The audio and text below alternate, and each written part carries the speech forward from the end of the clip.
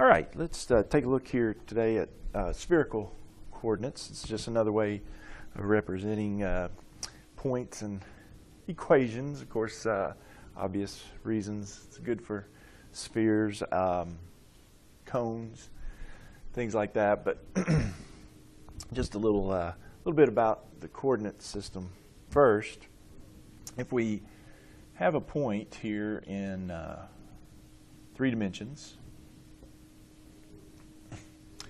spherical coordinates are determined this way.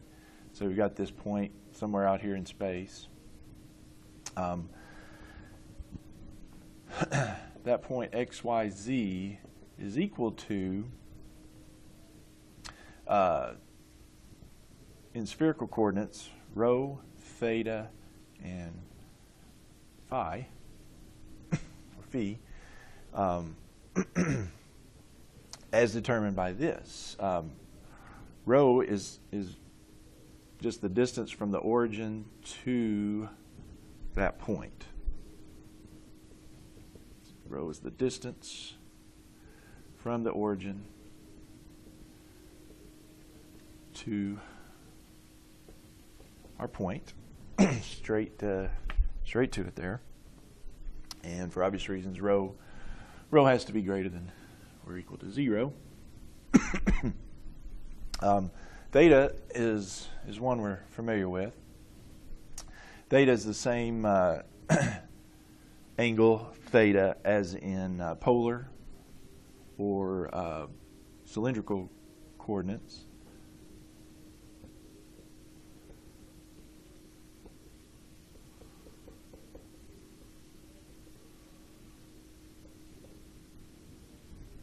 And that is, it's the angle made here in the xy plane from the positive x-axis.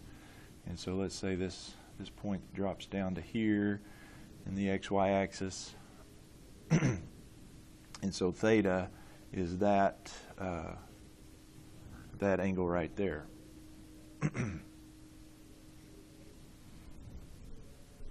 Okay. So it's basically between theta and that line in the xy plane. Okay. Phi, on the other hand, this is rho, and this is phi.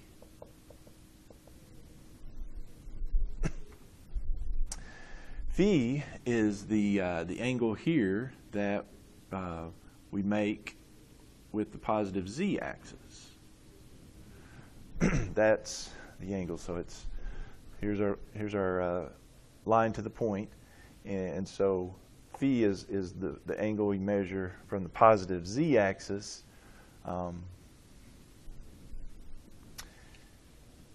to that line. So it's angle between the positive z-axis and the line from the origin to the point.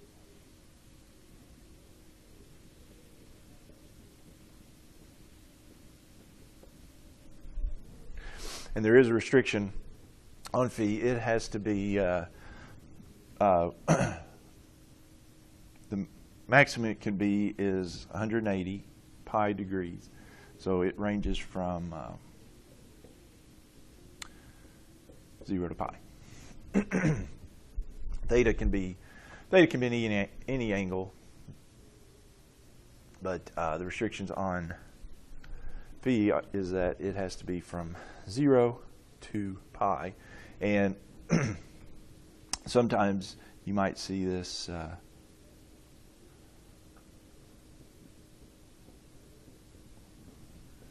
phi as might look more like that. It's just a little bit of difference in the upper and the lowercase Greek letter there. Okay. All right. Now we might notice a couple of things here. First of all, that this is what we've been calling r, this distance from the origin out to the point in the xy plane that's associated with that point. And then, of course, this is the height z of our point.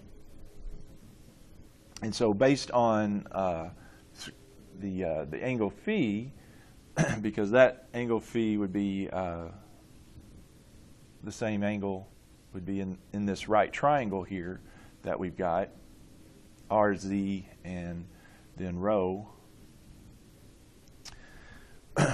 We might notice then that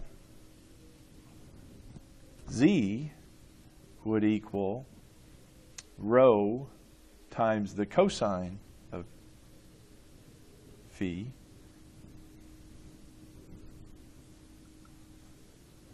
And then R would equal, down here, R would equal rho times sine of phi. Just from the trig function relationships there. Okay. Well, what that sets up then is if we're given the spherical coordinates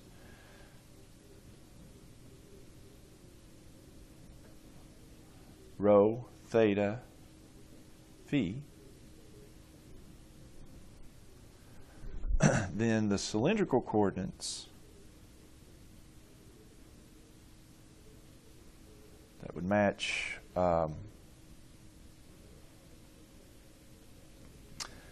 with that, which in cylindrical we do R and then theta and then Z.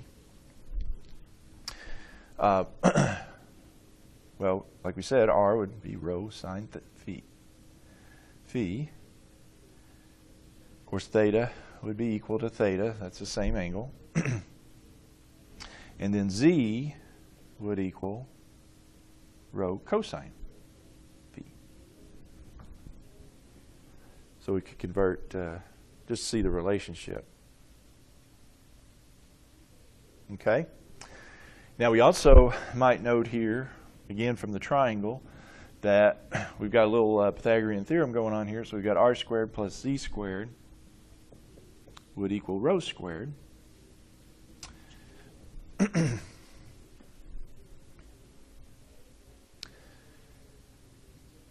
Okay? And then knowing what we know about, let's go ahead and talk about then going from spherical to Cartesian, or vice versa.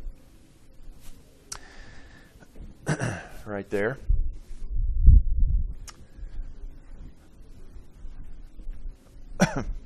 From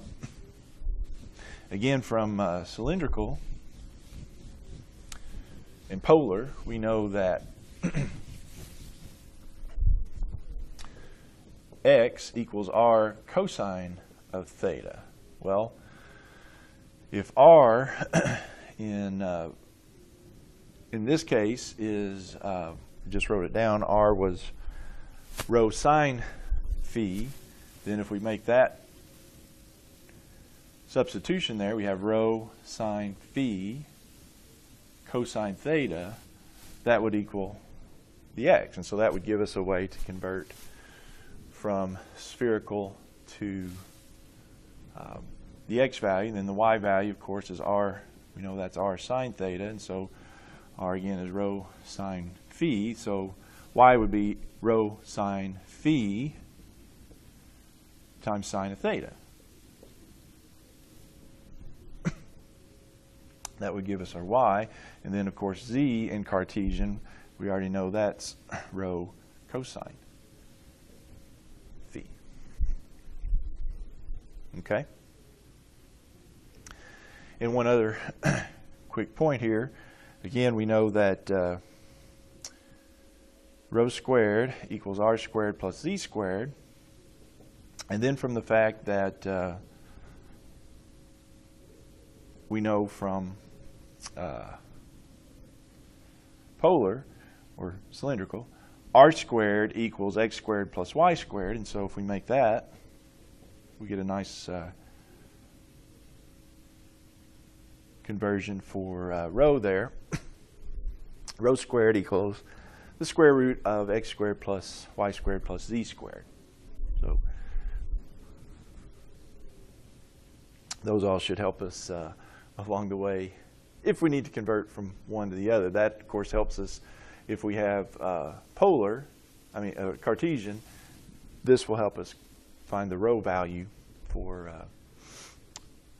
our angle, and then we can find the other angles accordingly. But let's just talk about let's take one that's in spherical here and plot it and convert it to Cartesian. So let's plot the point with spherical coordinates.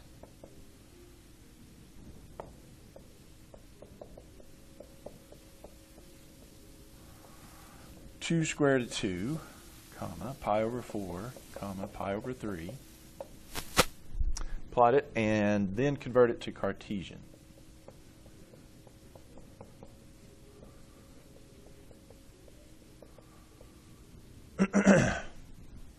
Okay, so yeah, what we know here, all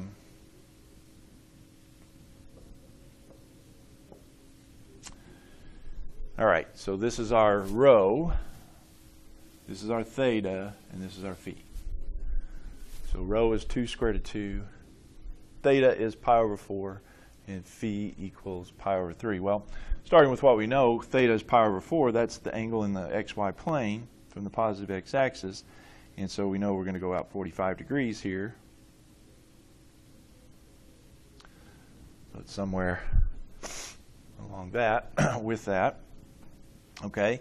Now, we're going to rotate, phi is the angle from the z-axis, positive z-axis. And so we're going to rotate along this line, and we're going to rotate it pi over 3, 60 degrees. So we're going to come out here and rotate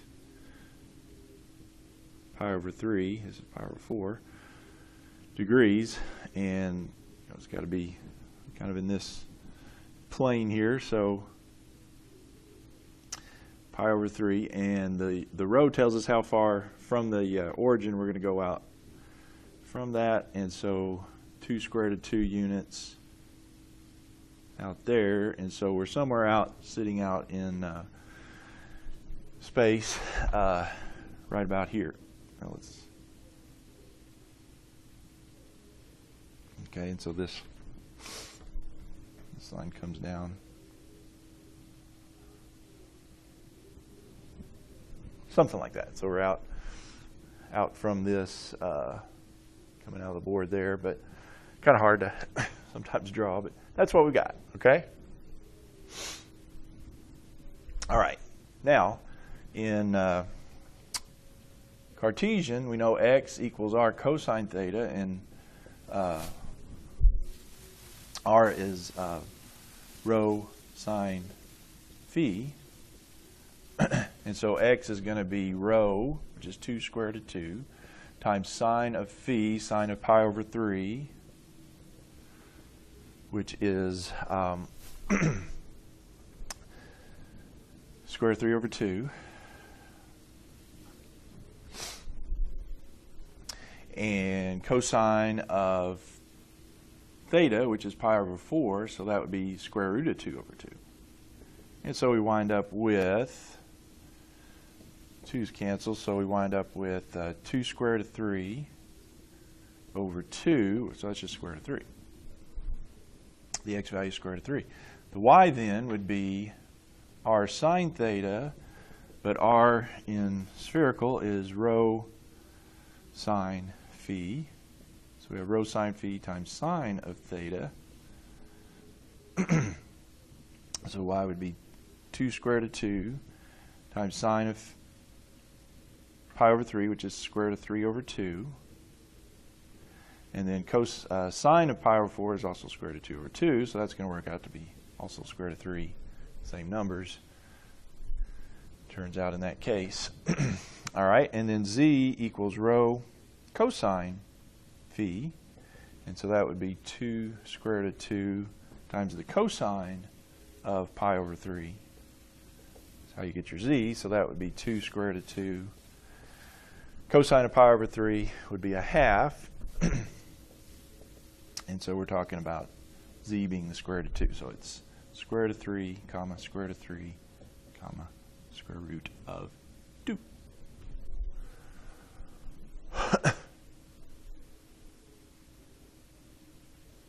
Okay?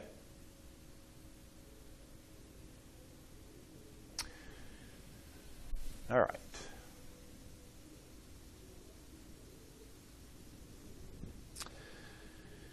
Now, if we go the other way, let's do one just to see what we're talking about there. What we run into there.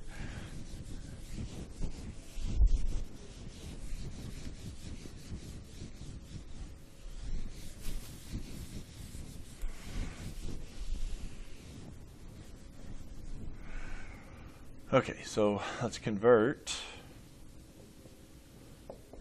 negative 1, 1, negative square root of 2 from Cartesian to spherical.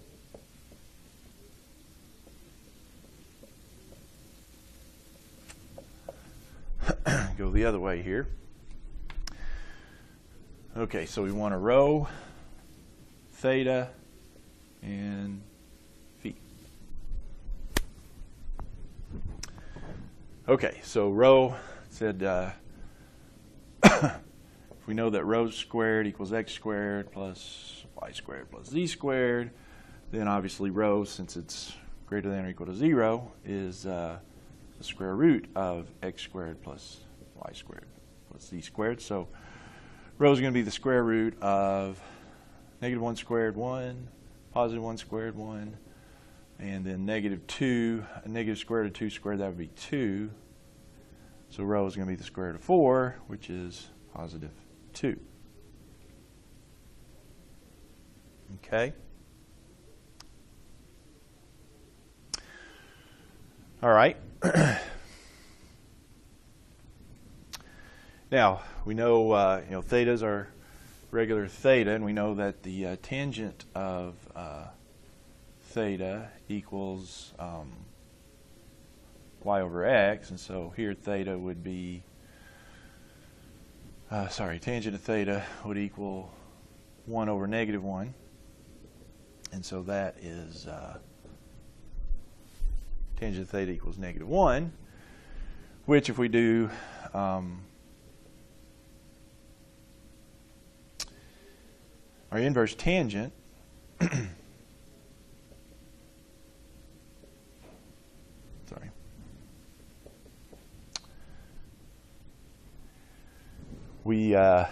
well, the inverse tangent here actually gives us pi over 4. However, if you think about in the xy plane here, we're talking about negative 1, positive 1, and so just looking at the xy part of this, we've got x is negative 1 and y is positive 1. So we're talking about quadrant 2 in the xy plane here. Here's our our theta then is this. And so that's not going to be pi over 4. That's going to be our second quadrant angle where we have a reference angle of pi over 4. So that would be theta would be 3 pi over 4. Quadrant 2. As far as the xy plane. Okay? Then for phi, well, we know that we can get that pretty easily from z equals our conversion there. Z equals rho cosine phi. And so the cosine of phi is equal to z over rho, which we do know. So the cosine of theta is negative square root of 2 over 2. We know z is given the square root of 2, negative square root of 2, and rho is positive 2. And so there, if we do our inverse cosine, because of the restrictions on theta, we can definitely get that. That, of course, is 3 pi over 4 also.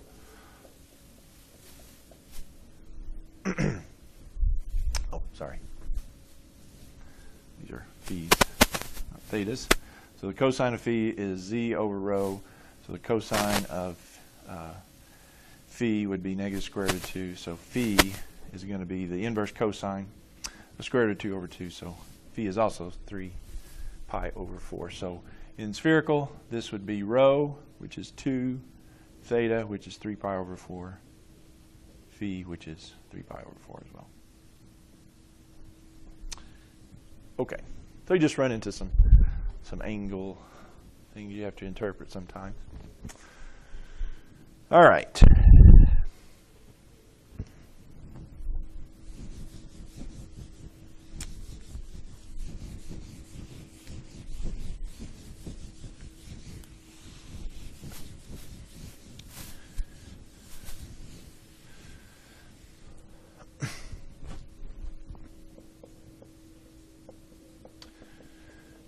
Let's think about some surfaces here.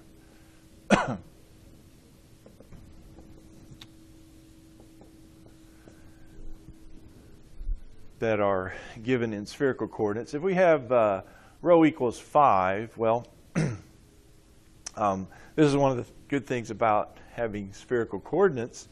Rho equals 5, if you think about it, means we square both sides. We have rho squared equals 25. And rho squared equals x squared plus y squared plus z squared. The equation rho equals 5 is synonymous with x squared plus y squared plus z squared equals 25, which we know happens to be a sphere of radius 5, centered at the origin.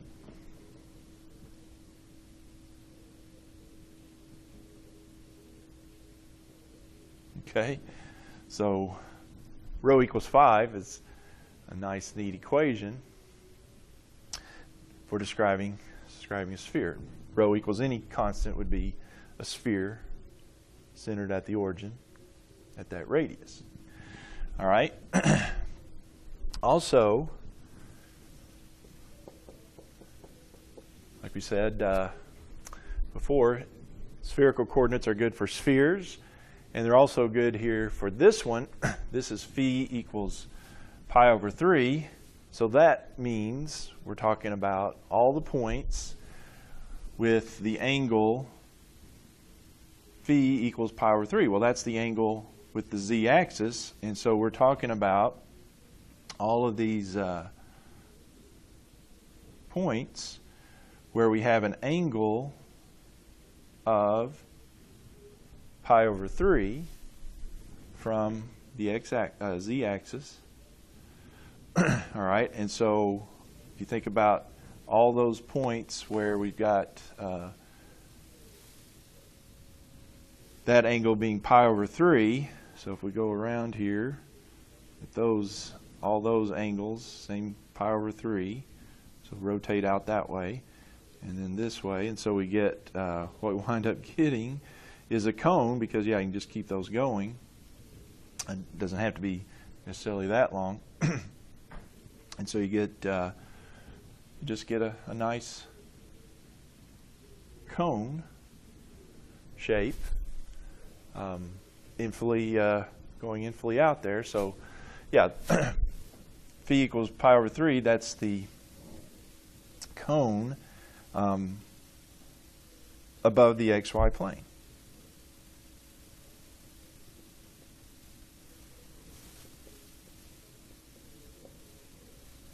With the angle being pi over 3. If we change that to pi over 4, then it's going to be slightly narrower, I guess, or make it bigger than pi over 3. Yeah, so you can make your cone as wide or as narrow as you want. Now, how would we get it? Let me ask you this: how would we get a cone that's below the xy plane in this orientation of our coordinate system anyway? Well, if we want a cone below the xy plane, then you think about it, I need this angle here.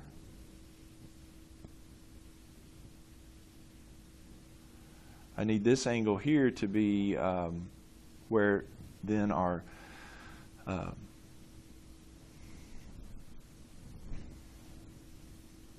further there. So we've got to go past the xy plane to make it below, like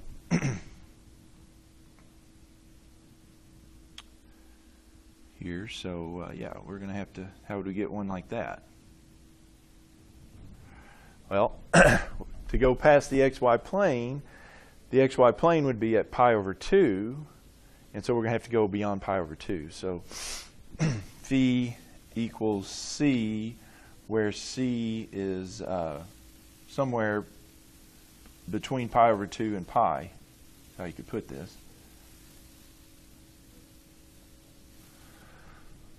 Sorry.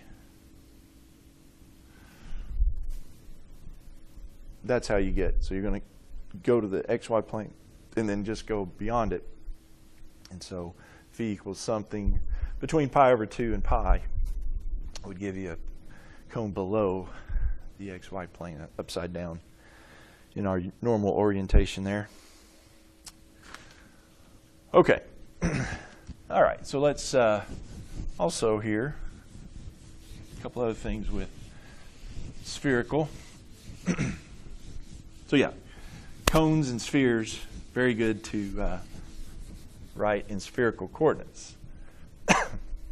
Easy to write. All right, so just real quick, convert to spherical these equations. X squared plus y squared equals 4. Well, first of all, we might, instead of going to spherical here, we might change it to a simpler form that we know. We know that x squared plus y squared equals r squared, so this is r squared equals 4. And since r has to be also greater than 0, we would know that r here would equal 2. And we know from our original drawing there that r, because of the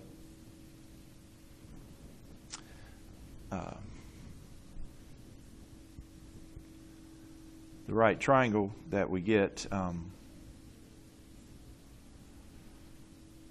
in spherical coordinates, where this is our kind of our angled this is r, and this is phi. So r is equal to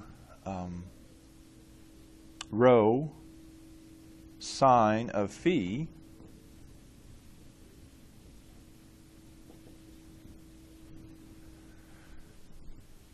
that gives us a little conversion there. So change this to r squared, which we can square root to get to r, and r is rho sine phi because of the right triangle we know these make. So yeah, there you go. In spherical terms, x squared plus y squared equals 4. Now, what do we know about x squared plus y squared equals 4? Well, x squared plus y squared in the xy plane is just a circle, and so if we extend that to 3 dimensions, that's a cylinder. So it's a cylinder radius 4, and so one other way you could look at it is this in spherical coordinates is a cylinder of radius 2. Probably not quite as easy to recognize, but that's what it is in spherical, cylinder of radius 2. Okay. What about x squared plus y squared plus z squared plus 2z equals 0? What would that look like in spherical coordinates? Well, again, you're looking for these things. X squared plus y squared plus z squared, we know that's rho squared, which is spherical. And then the only other thing we need to convert is the z. Well, we know z is rho cosine phi.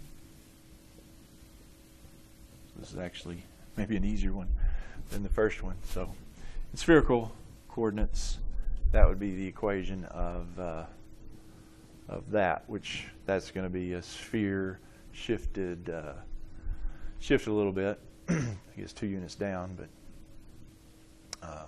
or square root of 2 units down. But anyway, yeah, okay. All right.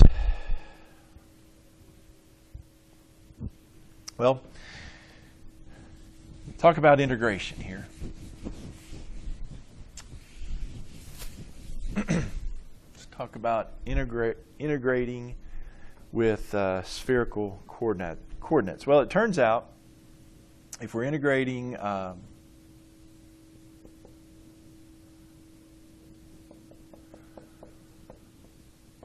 over region E, the function f of x, y, z, dv. Turns out dv is, in cylindrical coordinates, dv is r, dr, d theta.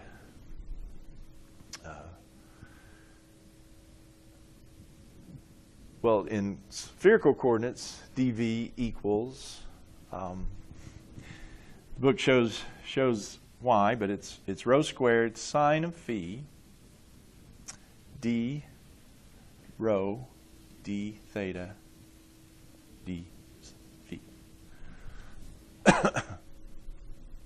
So that's the conversion there in spherical. The good thing is, rho is just going to range from, a fixed amount, A to B, they usually call it. So how far out you go from your origin there. And of course, d theta, we usually rotate it from alpha to beta, how much it changes in the xy plane, the angle there. And then phi, well, it's also going to range between two angles. And I believe this book calls it C to D. Gamma to delta, I think, in some places. So this integral then, triple integral over region E, fxyz dv. In spherical coordinates, that's the usual order there, so that we go. So phi is C to D, theta is alpha to beta, and rho is from A to B. Now, because of the conversions, we know x is r cosine theta, so that would be rho sine phi cosine theta. Y is r sine theta, so it would be rho sine phi sine of theta. And then z is rho cosine phi. So based on those conversions, convert your f to whatever function that is. And then you have times rho squared sine of phi. Just like in spherical, we add the r with our dr and d theta and all that. D rho, d theta, d phi. That's the order we try to do those. Okay? All right. So it looks pretty bad, but usually it's not too bad. So let's do one here for this.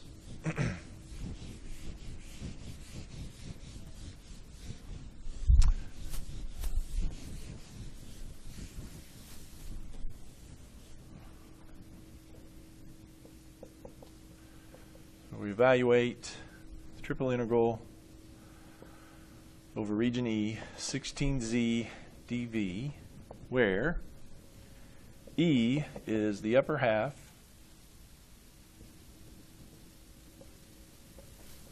of the sphere, x squared plus y squared equals z squared. X squared plus y squared plus z squared equals 1, I should say. Okay.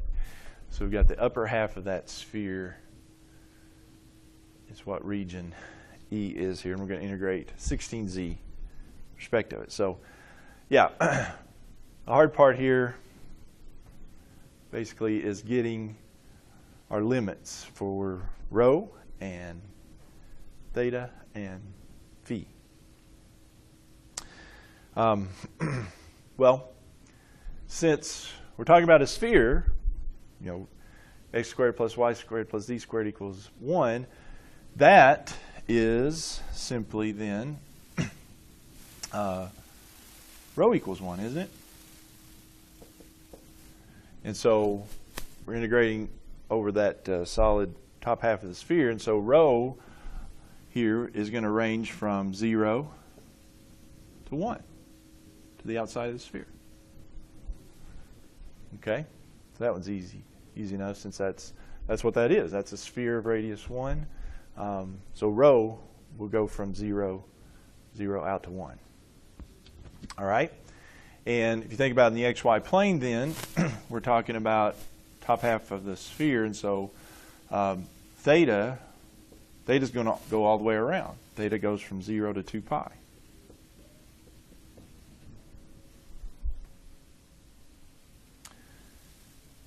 And since we're only talking about in the top half here, so we're talking about this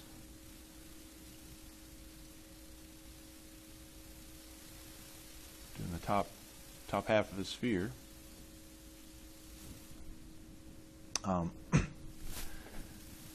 Yeah, the angles phi here, well, the maximum angle I'm going to get, I'm only going to go to the xy plane, and so that would give my phi the range of 0 to pi over 2, because I'm going from this tip, and then the maximum angle I would get out of that would be down to the xy plane, which would be pi over 2. Nothing below the xy plane. Okay? All right, so that makes our triple integral here. Then what? Well, phi is going from 0 to pi over 2. Theta is going from 0 to 2 pi. And then rho is from 0 to 1.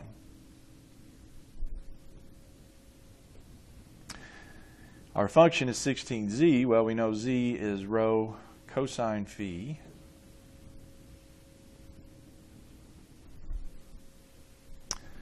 And then dv, the conversion is rho squared sine of phi. So we have rho squared sine of phi, and then it's d rho d theta d phi. Okay? All right. So we're integrating rho first, so that would be phi cubed. So that integral, 0 to pi over 2, 0 to 2 pi. The first integral, we got 16 times, will be 1/4 rho to the 4th, right? Because that's rho cubed, so antiderivative is 1/4 rho to the 4th. Times, we got cosine phi sine phi. And that's going from 0 to 1 for rho, d theta phi. All right, so we plug in the 1 for rho, you got 1. All right, so it's, and that of course reduces to 4. So we got 0 to pi over 2, 0 to 2 pi, and we just have 4. Now, this is cosine, done that a couple of times. Just make that 1/2 sine of 2 phi, if you want to, which helps us out with the 4 there.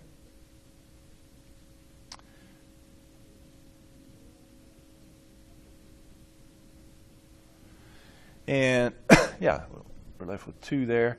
And you might notice here we don't have any thetas, so we could just separate that out. Couldn't we? 0 to pi over 2 sine, be 2 sine of phi d phi times the integral 0 to 2 pi, that's d phi.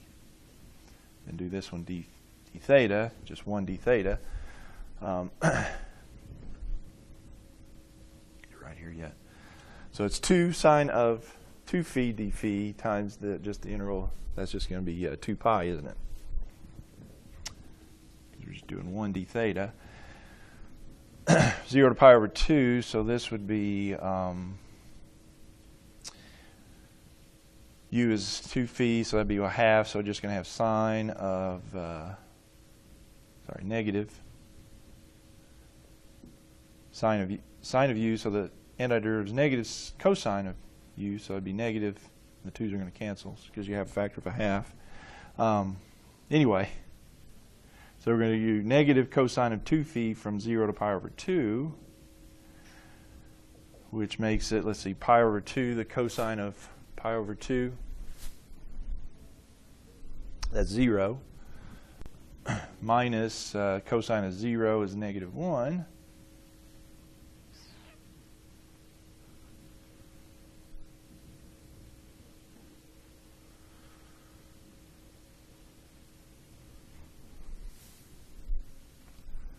Oh, sorry. That's not correct. Okay.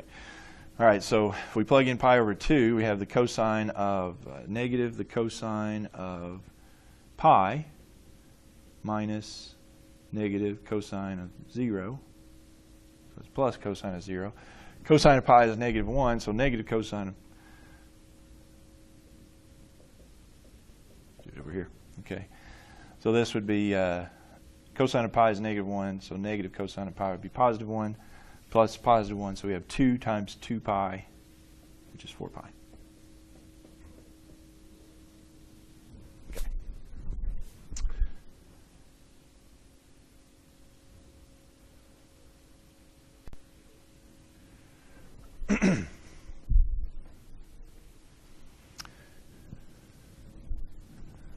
All right.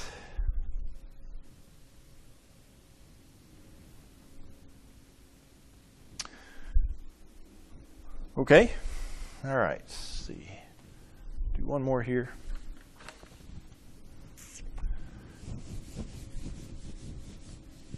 Triple integral, spherical. Actually, for this one, I'm just going to convert. Let's convert integral 0 to 3. 0 to the square root of 9 minus y squared, square root of x squared plus y squared, to the square root of 18 minus x squared minus y squared, x squared plus y squared plus z squared, dz, dx, dy. Convert that into spherical coordinates.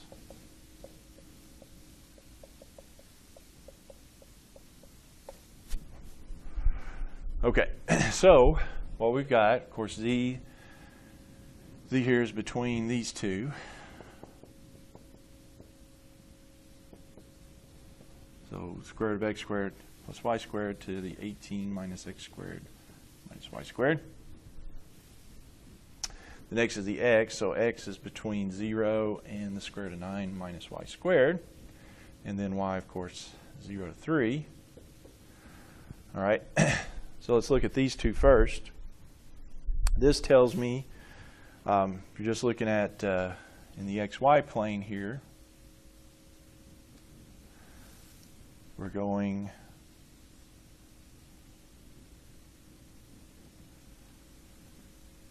square root of 9 minus y squared is that.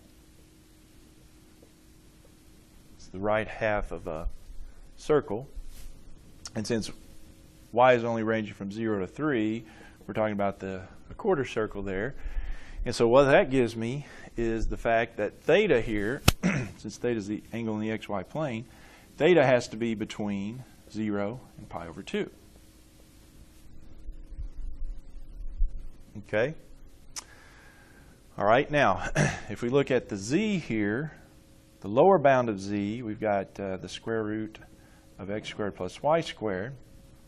Well, that tells me we're talking about a cone, top half of a cone.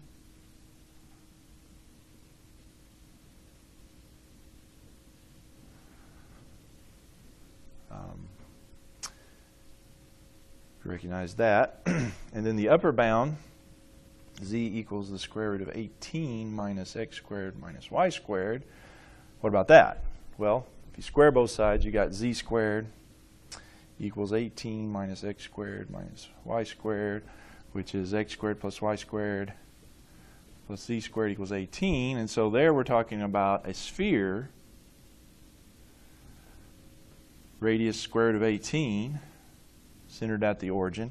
And since we're doing the square root of it, that's the top half of a sphere.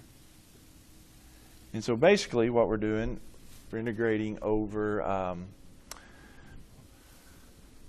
well, it's the top half of a cone to the top half of a sphere. And so one thing that tells me is my range for my rho. Okay, and so I'm going out to that square root of 18, so that's the top half here.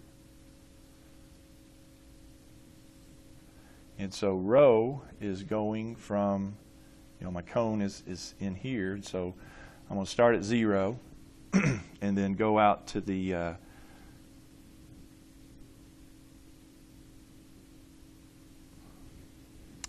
sphere there, which is, so that would tell me rho is between 0 and square root of 18, or square root of 3 times the square root of 2. All right. So that leaves us my phi.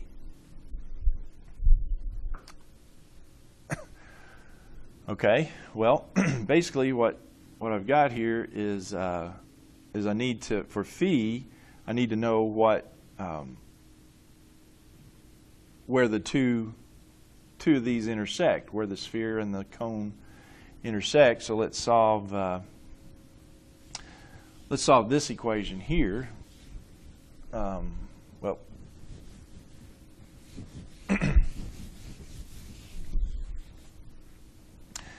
so my phi is where the cone and the sphere intersect. So I've got the cone, you got z equals the square root of x squared plus y squared.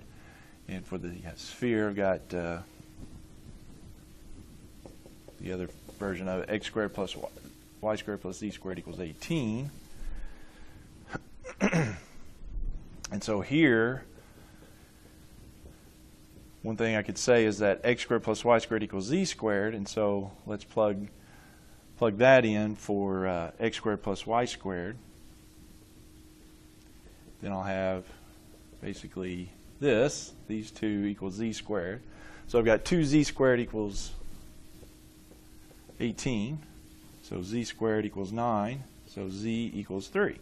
Well, what that helps me with is then the fact that I know that z is rho times the cosine of phi. And I know that phi is square root of 18.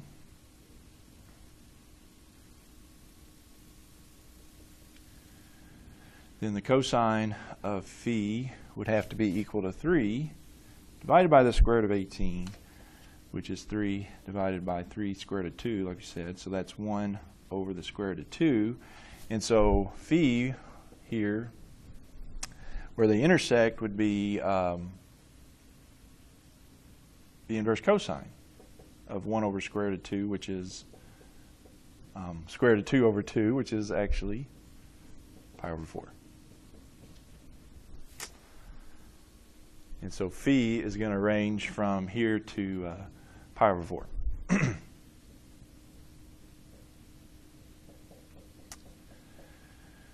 Okay, so rho was between 0 and square root of 18 and 3 square root of 2. And then theta was 0 to pi over 2. So this integral, erase everything I'm doing here. So this integral then would be, I'd go, see we do rho first, so it'll be 0, phi first, so 0, right in our integrals, 0 to pi over 4. Then we'd have theta from 0 to pi over 2. And then rho is from 0 to 3 square root of 2. X squared plus y squared plus z squared. Well, that's rho squared. And then dz, that's dv. So dv is rho squared sine phi d rho d theta d phi. And then, of course, those two make rho to the fourth, but basically it. Okay. All right.